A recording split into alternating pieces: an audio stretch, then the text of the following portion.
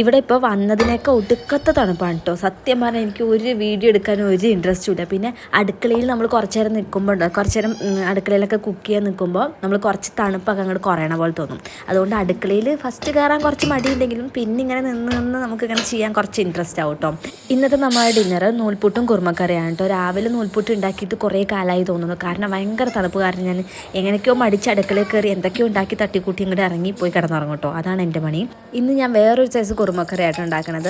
അത് ചട്ടി അടുപ്പത്ത് വെച്ചിട്ട് നമ്മുടെ ഏലക്ക, കറുവപ്പട്ട, ഗ്രാമ്പൂ ഇട്ടിട്ട് ഒന്ന് വഴറ്റുക. അതിലേക്ക് സവാള, പച്ചമുളക്, കറിവേപ്പില ഇട്ടിട്ടൊന്ന് വഴറ്റുക. അതിലേക്ക് മഞ്ഞൾപ്പൊടി ഇട്ടിട്ടൊന്ന് വഴറ്റിയിട്ട് നമ്മൾ വേവിച്ച് വെച്ച ഗ്രീൻ പീസും ക്യാരറ്റും പൊട്ടറ്റും കൂടി ഇട്ടിട്ട് നമ്മൾ അരയ്ക്കണത് തേങ്ങ, കുറച്ച് കാഷ്യൂനട്ട്, കുറച്ച് പെരിഞ്ചീരകം ഇട്ടിട്ട് അരച്ച തേങ്ങയും കൂടി ഇട്ടിട്ട് കുറച്ച് നാരങ്ങ നീര്, മല്ലിയില, പിന്നെ കുറച്ച് ഗരം മസാല, പിന്നെ കുരുമുളക് പൊടി ഇടണം കേട്ടോ. അതും കൂടി ഇട്ടിട്ട് ഒന്ന് മിക്സ് ചെയ്യുക. ലാസ്റ്റ് കുറച്ച് പച്ച വെളിച്ചെണ്ണയും കൂടി വെച്ചാൽ അടിപൊളിയായിരിക്കും കേട്ടോ. നല്ല ടേസ്റ്റ് ഉണ്ട് കുറുമക്കറി കേട്ടോ.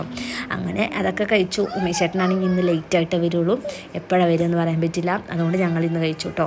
നിങ്ങളുടെ എല്ലാവരുടെയും പുതിയ വർഷം എങ്ങനെയുണ്ട്? എനിക്ക് തീരെ കൊള്ളില്ല കേട്ടോ.